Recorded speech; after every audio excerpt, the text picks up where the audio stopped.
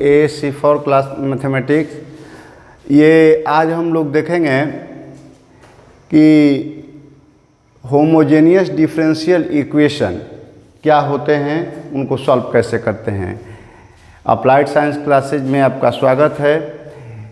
आप इस चैनल के माध्यम से केमिस्ट्री और मैथमेटिक्स दोनों का लेसन आप प्राप्त करते हैं रेगुलरली और उसका प्रैक्टिस करते हैं। तो इसी सीरीज में कंटिन्यू रखते हुए हम लोग आज होमोजेनियस डिफरेंशियल इक्वेशन पर बात करेंगे। इसके पहले मेरा एक छोटा सा आपसे रिक्वेस्ट है कि अगर आप चैनल पर नए हैं तो आप इसको लाइक कर सब्सक्राइब कर लें और अपने फ्रेंड्स के बीच में शेयर करें। और चैनल अगर आपको अच्छा लगे, इसका वीडियो आपके लिए यूजफुल हो तो आप इस पर लाइक करें, कमेंट करें। तो आइए अब हम लोग देखते हैं कि होमोजेनियस डिफरेंशियल इक्वेशन क्या होते हैं। आप से हमने कई बार पहले बात किया है, उसमें बताया है कि 12th के कोर्स में हम लोग जब पढ़ते हैं तो हमको होमोजेनियस डिफरेंशियल जो भी डिफरेंशियल इक्वेशन हैं उनको जब सॉल्व करना है तो सॉल्व करने के लिए हमको 3 तरह का मिलेगा। एक मिलेगा कि वेरिएबल्स जिसमें सेपरेबल होंगे, यानी वेरिएबल सेपरेबल मेथड से आप करेंगे तो आपको क्वेश्चन में ये नहीं लिखा रहेगा कि आपको वेरिएबल सेपरेशन से करना है कि होमोजेनियस से करना है कि लीनियर डिफरेंशियल इक्वेशन से करना है। 3 मिलते हैं आपको, या तो वेरिएबल सेपरेबल वाला होगा, नहीं तो होमोजेनियस डिफरेंशियल इक्वेशन होगा, नहीं तो लीनियर डिफरेंशियल इक्वेशन होगा। तो हमको पहचान करना है।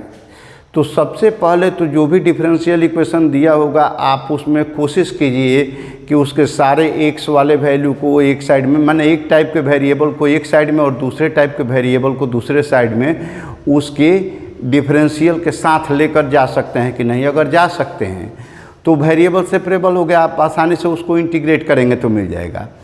लेकिन अगर आप एक्स और वाई को या जो भी 2 वेरिएबल आप यूज कर रहे हैं और दोनों वेरिएबल को क्लियरली अलग अलग नहीं लेकर के जा सकते हैं, तब उसमें दूसरा ऑप्शन हम देखते हैं कि क्या वो कहीं होमोजेनियस डिफरेंशियल इक्वेशन तो नहीं है। तो होमोजेनियस जो होगा ये भी, इसको हम लोग कह सकते हैं कि इनडायरेक्टली वेरिएबल सेपरेबल ही है, इनडायरेक्टली है। तो इसमें हम लोग यही देखेंगे, अगर ये दोनों में से कोई नहीं होगा तो निश्चित रूप से वो लीनियर डिफरेंशियल इक्वेशन का केस होगा। तो आज हम लोग ये होमोजेनियस डिफरेंशियल इक्वेशन में बात करेंगे। तो होमोजेनियस डिफरेंशियल इक्वेशन को समझने के पहले होमोजेनियस फंक्शन को समझना जरूरी है, क्योंकि ये इसका जो डिफिनीशन है होमोजेनियस फंक्शन से रिलेटेड है। तो अब इसमें हम लोग क्या देख रहे हैं कि होमोजेनियस फंक्शन किसको बोलते हैं। तो अब फंक्शन एफ एक्स वाई, यानी एक्स और वाई 2 वेरिएबल के टर्म में कोई फंक्शन कैपिटल एफ है, तो it is said to be homogeneous function of degree n। Homogeneous function की डिग्री भी डिफाइंड होती है। तो degree n if F lambda x lambda Y equals to lambda to the power n into, यहाँ into का sign दे सकते हैं dot, into F X Y for any non zero constant lambda. यानी कोई ऐसा फंक्शन हो जो एक्स वाई के टर्म में है और उसमें अगर एक्स के जगह पर हम लैम्डा एक्स और वाई के जगह पर लैम्डा एक्स रख रहे हैं तो उसमें से पूरे टर्म में से लैम्डा का पावर n आपका कॉमन निकल जाए। n आपका 1 2 3 4 कुछ भी हो सकता है, तो n निकल जाए और फिर lambda to the power n into F X Y के टर्म में आ जाए। एफ एक्स वाई मतलब ओरिजिनल फंक्शन। तो आपने क्या किया कि एक्स वाई के टर्म में कोई आपको फंक्शन दिया है, आप उस फंक्शन को एफ एक्स वाई मान करके वहाँ पर F lambda x lambda Y रखेंगे। तो लैम्डा एक्स और लैम्डा वाई जब रखेंगे तो उसके बाद उसको सिंप्लीफाई करके देखिए कि उस फंक्शन में से लैम्डा को आप कॉमन निकालिए और लैम्डा को कॉमन निकालने के बाद देखिए या लैम्डा का पावर जो भी आ रहा है उसको बाहर निकालिए और देखिए कि लैम्डा का power something into F X Y के टर्म में, यानी ओरिजिनल फंक्शन के रूप में आ रहा है कि नहीं, lambda to the power n into original function के रूप में आ रहा है कि नहीं। अगर आ रहा है तो उसको हम लोग कहेंगे होमोजेनियस फंक्शन।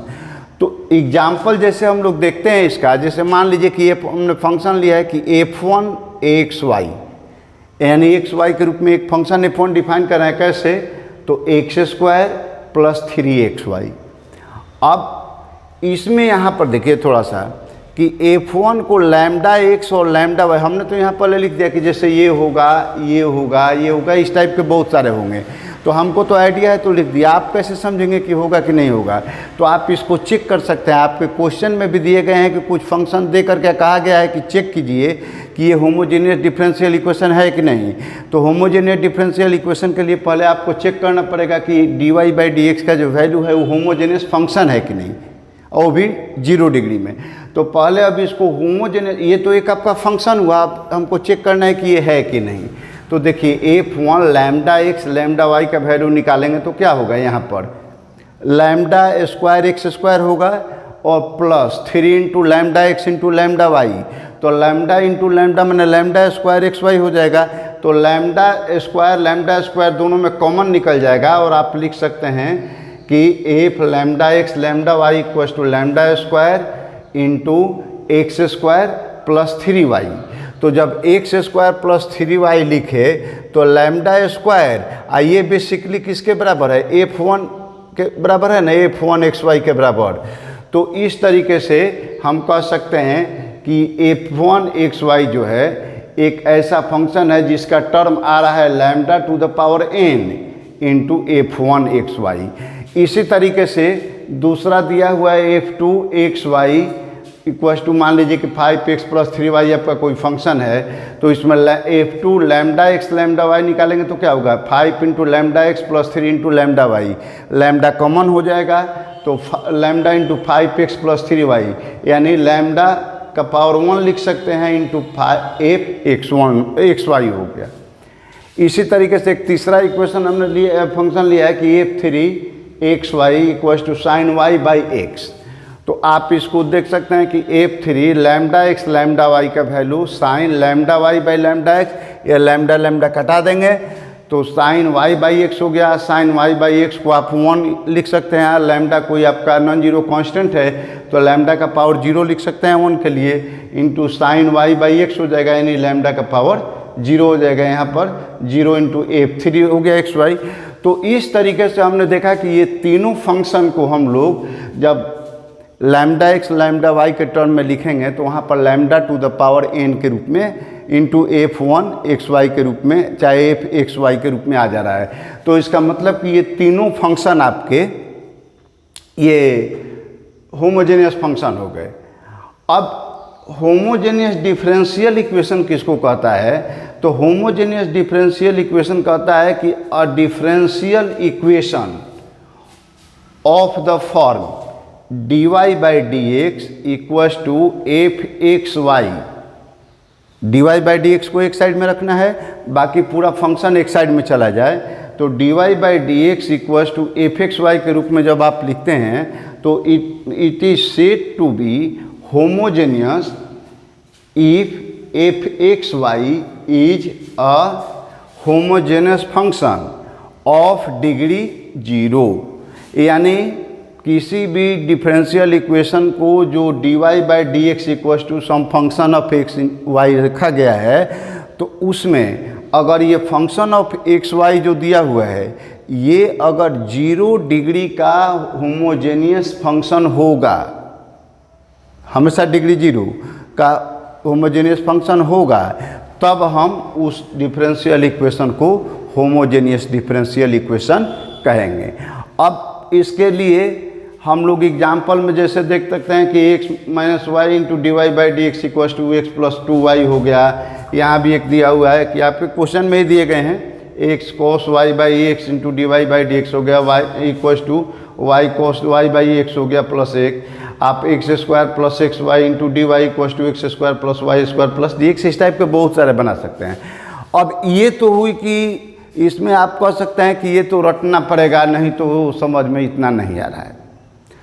कोई घबराने की बात नहीं है, आपको ये तो डिफिनीशन में बेसिकली इतना याद रखना है, उसके कॉन्सेप्ट को समझना है, याद रखना है।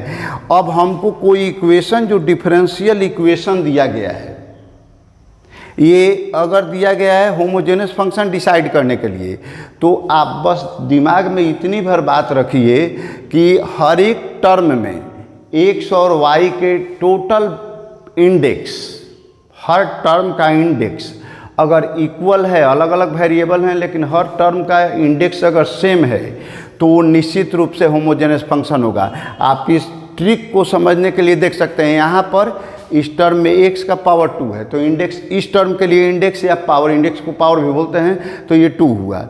अब इस टर्म की बात करते हैं तो 3xy, तो x का पावर 1 है या y का पावर 1 है, तो 1 और 1 मिलकर के 2, ये इस पूरे टर्म का भी पावर 2 हो गया। तो इसमें दोनों का पावर इक्वल है, होमोजेनियस डिफरेंशियल इक्वेशन होगा। और कॉमन में एक ये भी बात जान लीजिए कि दोनों का जितना पावर होगा, हर टर्म का जितना पावर होगा वेरिएबल का सब मिला करके, उतना ही डिग्री होती है उसकी। किसी भी होमोजेनियस फंक्शन में हर टर्म के पावर को देखिए, इक्वल होना जरूरी है। अगर हर टर्म का वेरिएबल, डिफरेंट वेरिएबल में हर टर्म का पावर इक्वल है, तो वह निश्चित रूप से होमोजेनियस फंक्शन होगा। और अगर वो होमोजेनियस फंक्शन है तो उसकी डिग्री कितनी होगी, तो बस हर एक टर्म का जो पावर होगा वही डिग्री होगी। तो यहाँ इस टर्म का पावर 2 है, इसका डिग्री आपने निकाला तो यहाँ पर 2 आया था। इसी तरीके से ये देख रहे हैं कि x + 3y 5x + 3y, तो इसमें टर्म का पावर कितना हो गया 1, और इसमें भी 1, दोनों टर्म का पावर सेम मिल गया। तो सेम मिल गया तो ये भी आपका होमोजेनियस फंक्शन होगा। और इसकी डिग्री कितनी हो जाएगी, तो इसमें पावर 1 आया था तो डिग्री भी 1 होगी। आपने यहाँ पर निकाल करके देखा था f2 का पावर 1 आ रहा था, लैम्डा का पावर 1, यानी ये f2 के लिए, तो इसलिए इसकी डिग्री भी आपकी 1 थी। उसी तरीके से हम तीसरा में देख रहे हैं कि sin y/x, तो इसमें पूरा टर्म तो ये हुआ, साइन को छोड़ दीजिए, हम y और x के रूप में समझे, तो y/x पूरा मिला करके एक टर्म हुआ। तो इसका पावर पूरा कितना हो गया, यहाँ भी 1 है, यहाँ भी 1 है, ऊपर नीचे दोनों में 1 है, 1 1 पावर कट जाएगा, तो पावर के हिसाब से देखेंगे तो 0, ऊपर में 1, नीचे का टर्म का 1, तो 1 - 1 करेंगे आपका 0 हो गया। तो मैंने पूरे टर्म के लिए आपका पावर 0 हो जाएगा, डिग्री भी इसकी 0 हो जाएगी। अब इसके बाद हम देख रहे हैं कि कोई भी डिफरेंशियल इक्वेशन हो, तो अगर हर एक डिफरेंशियल इक्वेशन, किसी भी डिफरेंशियल इक्वेशन में हर एक टर्म का पावर इक्वल आ रहा है, वेरिएबल अलग अलग नहीं है या मिक्स हैं, अलग अलग भी हैं, जैसे भी हों, लेकिन ईच टर्म का पावर अगर सेम आ रहा है तो वो होमोजेनियस डिफरेंशियल इक्वेशन होगा। जैसे यहाँ पर x का पावर 1, y का पावर 1, यहाँ भी x का पावर 1, y का पावर 1, हर एक टर्म में 1 1 आया, तो आप सिंपली दिमाग में बैठा लीजिए कि ये होमोजेनियस डिफरेंशियल इक्वेशन है।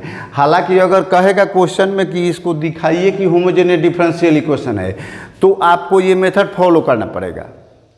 वहाँ पर आप पहले dy/dx इक्वल टू समथिंग करेंगे, इसके बाद उस फंक्शन को मानेंगे f(x,y), ये f(x,y) मानेंगे, उसके बाद उसका f λx λy निकालेंगे, डिग्री देखेंगे कि 0 आ रहा है कि नहीं, 0 डिग्री आएगा तो ही वो होमोजेनियस डिफरेंशियल इक्वेशन होगा। प्रोसेस में उतना लिखना है, लेकिन अगर क्वेश्चन में आपको ये नहीं दिया हुआ है कि आपको प्रूफ करके दिखाना है कि ये होमोजेनियस डिफरेंशियल इक्वेशन है, तो वहाँ पर आपको ये प्रूफ करने की ज़रूरत नहीं है, आपको केवल सॉल्व करना होगा वहाँ।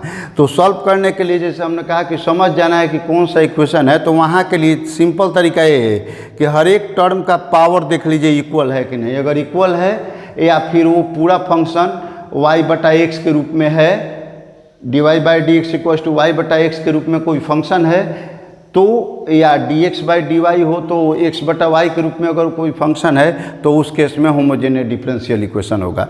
अब इसका सेकेंड एग्जाम्पल देखिए, x cos y/x, तो ये y/x के रूप में फंक्शन हो गया, यहाँ x का पावर 1 है, ये भी y/x के रूप में हो गया, यहाँ 1 है, यहाँ इंडिपेंडेंट है तो इसका पावर 1 है, तो सब में डायरेक्ट वेरिएबल का पावर 1 आ गया, तो ये भी आपका होमोजेनियस होगा। यहाँ देख रहे हैं कि x² + 2xy dy, x² + y² into dx, तो यहाँ पर dy/dx को तो हम छोड़ दे रहे हैं, ये टर्म इसका पावर 2 है, इसका भी 1 और 1 मिलकर के 2 हो गया, इसका भी पावर 2 हो गया, इसका भी पावर 2 हो गया, यानी पूरे डिफरेंशियल इक्वेशन में ईच टर्म का पावर आपका सेम मिल रहा है। तो इस टर्म का पावर सेम मिल रहा हो, चाहे 1 हो, चाहे 2 हो, चाहे जितना हो, तो वो निश्चित रूप से आपका होमोजेनियस डिफरेंशियल इक्वेशन होगा। तो इस तरीके से आप होमोजेनियस डिफरेंशियल इक्वेशन को देख करके समझ सकते हैं। और जब आप होमोजेनियस डिफरेंशियल इक्वेशन को समझ जाते हैं तो इसके बाद ज़रूरत पड़ती है इसको सॉल्व करने के लिए। तो सॉल्व करने के लिए सबसे पहले इसमें हमको ध्यान रखना है कि कोई भी होमोजेनियस डिफरेंशियल इक्वेशन होगा तो उसको सॉल्व करने के लिए चेक करना भी है और सॉल्व भी करना है। तो हम इसी में से एक एग्जाम्पल को कोई देखते हैं कि पहले चेक कैसे करेंगे और उसके बाद सॉल्व कैसे करेंगे।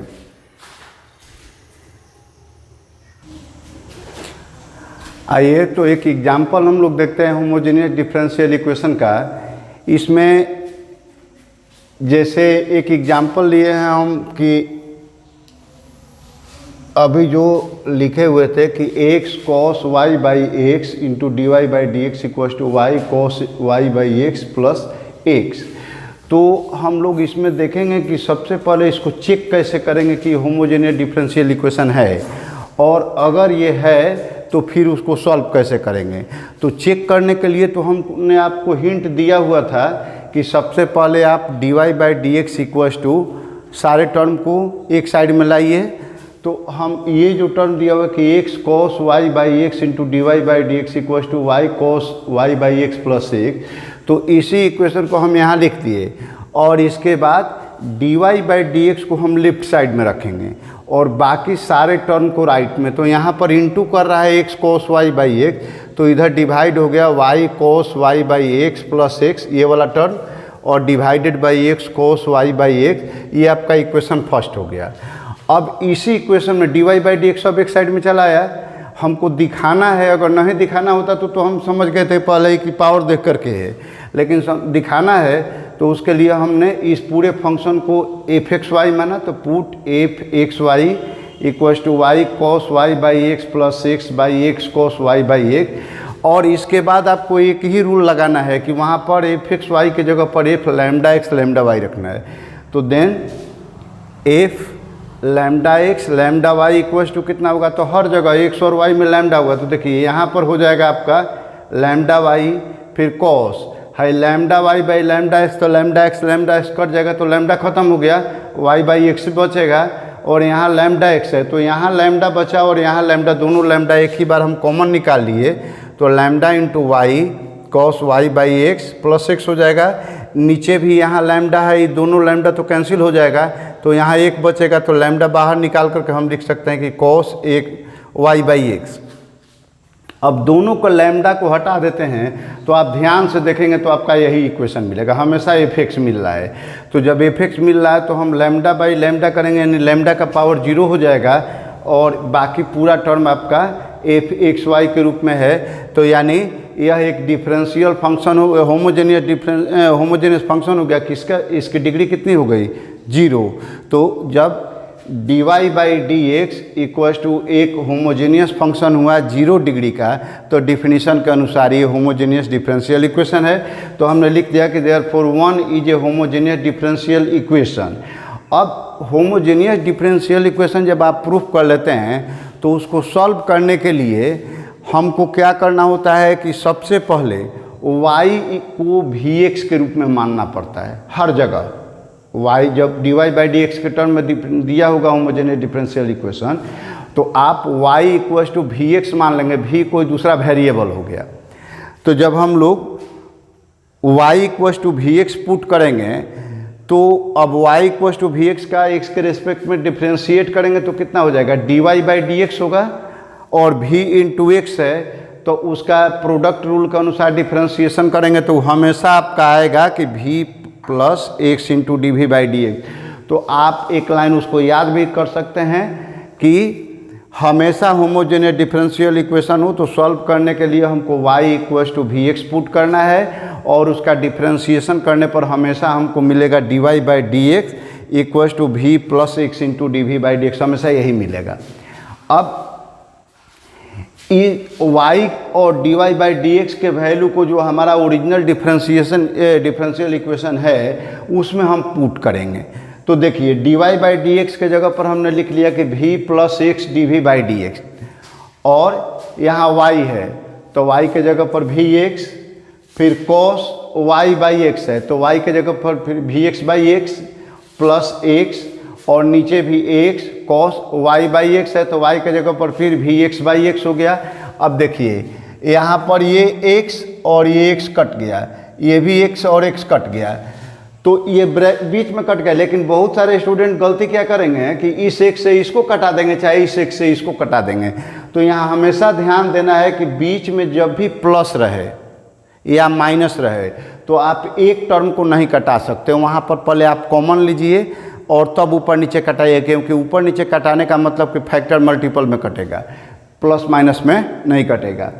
तो अब यहाँ पर हमारा v plus X D we by D X हो गया, तो इसको हम लिख लिए। अब देखो इसमें x और x दोनों में कॉमन है, तो हम लोग आराम से इसको कॉमन ले भी सकते हैं। ऐसे लिख सकते हैं कि x into V cos V plus 1 और बाई में नीचे हो गया x कॉस वी, ये लिख सकते हैं। तो अगर ये लिखेंगे तो ये x और ये x कैंसिल हो जाएगा, कैंसिल हो जाएगा तो आपका बचेगा v plus X D we by D X equal to V cos V plus 1 by cos V. अब इसके बाद क्या करते हैं कि हमको D Y by D X को लेफ्ट साइड में रखना है, बाकी सारे टर्म को राइट में लेकर जाएंगे। तो v को लेकर के चले जाएंगे तो यहाँ x D we by D X हो गया, यहाँ v cos v plus 1 by cos v, यहाँ प्लस v है, इधर जाएगा तो माइनस v होगा। तो इसके बाद अब इसको सिंप्लीफाई कर लीजिए, तो x into D we by D X, ये सिंप्लीफाई करने पर आपका आ गया कॉस v एलसीएम हो गया v कॉस v प्लस 1 और फिर माइनस v कॉस v हो जाएगा, ये पूरा v कॉस v से कट गया तो 1 बाई कॉस v बचा। अब इसके बाद ये पूरा टर्म जो है आराम से वेरिएबल सेपरेबल में आ जाएगा, क्योंकि राइट साइड में आपके कांस्टेंट और भी रहेंगे, लेफ्ट साइड में आपका x और डी है, तो हम आराम से x और डी एक्स को राइट साइड में लेकर चले जाएंगे।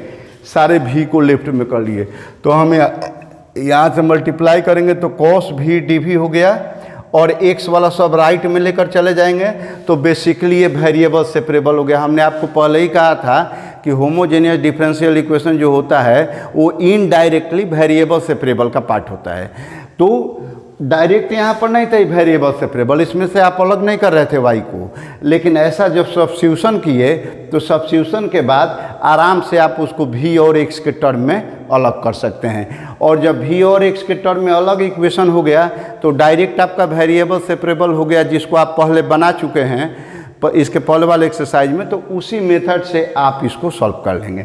तो यहाँ पर हो गया जैसे कि cos v D V equal to D X by D X, अब दोनों तरफ इंटीग्रेट करना है तो integration of cos v D V equal to integration of D X by x. तो cos v डी वी का वैल्यू जैसे cos x D x का वैल्यू sin x होता है, तो वैसे ही यहाँ पर cos v डी वी का वैल्यू sin भी लिख सकते हैं, और इसका log mod x होता है, log x भी लिख सकते हैं, लेकिन log mod x है प्लस log c हम कांस्टेंट ले लिए। जब यहाँ log है तो इधर log लेने से आपको इंटीग्रल कांस्टेंट में आसानी होती है। तो अब यहाँ पर हम लोग v के जगह पर वही रिप्लेस करेंगे, तो जब y equal to we X लिए हैं तो v का वैल्यू हमेशा आएगा y बाई एक्स। तो यहाँ पर sine y by X equal to कितना हो गया, तो ये दोनों को log m plus log n का value log m into n होता है, तो mod x plus log c कर देंगे तो इसका log cx आ गया। c तो चूँकि आपका कांस्टेंट है वो पॉजिटिव हो निगेटिव हो जिसमें डिफाइंड होगा।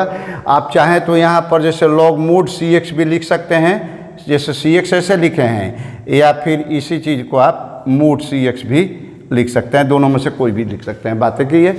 तो इस तरीके से हमने एक होमोजेनियस डिफरेंशियल इक्वेशन का इक्वेशन लेकर के उसको पहले दिखाया बाय प्रोसेस कि कैसे होमोजेनियस डिफरेंशियल इक्वेशन है, फिर उसको सॉल्व करके हम लोग देखें। तो बाकी के भी इस एक्सरसाइज में जितने क्वेश्चन हैं वो सारे के सारे होमोजेनियस हैं, सबको प्रूफ इसी मेथड से करना है।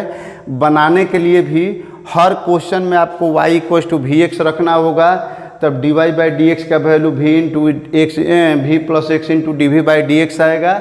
इस तरह से सब्स्टिट्यूशन करेंगे। सब्स्टिट्यूशन के बाद हमेशा लेफ्ट साइड में आप v को लाएंगे, राइट साइड में x को लाएंगे, और उसके बाद इसको सिंप्लीफाई करेंगे। सिंप्लीफाई करके लास्ट में v का जो वैल्यू आएगा y/x से रिप्लेस कर देंगे, जो आएगा फाइनल होगा आपका जनरल सॉल्यूशन। उसी क्वेश्चन में कुछ आगे 10 के बाद के कुछ क्वेश्चन दिए गए हैं, तो उस क्वेश्चन में आपको वहाँ पर x और y का कोई पार्टिकुलर वैल्यू दे करके कहा जा रहा है कि आप निकालिए उसका पार्टिकुलर सॉल्यूशन। तो पार्टिकुलर सॉल्यूशन के क्वेश्चन भी आप बना चुके हैं वेरिएबल सेपरेबल में। ये फाइनल जब रिजल्ट आ जाएगा तो इसमें x y के जो वैल्यू गिवन है रखेंगे तो आपका c मिल जाता है, और c को जब पुट करते हैं इसी इक्वेशन में तो आपका पार्टिकुलर सॉल्यूशन बन जाता है। तो आप इस चैप्टर के कॉन्सेप्ट को समझ करके और वेरिएबल सेपरेबल वाले मेथड का और इंटीग्रेशन का रिवीजन करके और उसके बाद आप आसानी से बना सकते हैं। तो इसके और भी क्वेश्चन बनाइए, और इसी चैप्टर के एक सेकंड पार्ट के रूप में हम कुछ और सिलेक्टेड क्वेश्चन लेकर के 2-3 क्वेश्चन लेकर के एक अगले वीडियो में आएंगे। तब तक आप वीडियो को देखते रहिए, कॉन्सेप्ट को समझ करके खुद से प्रैक्टिस करते रहिए। Thank you, best of luck.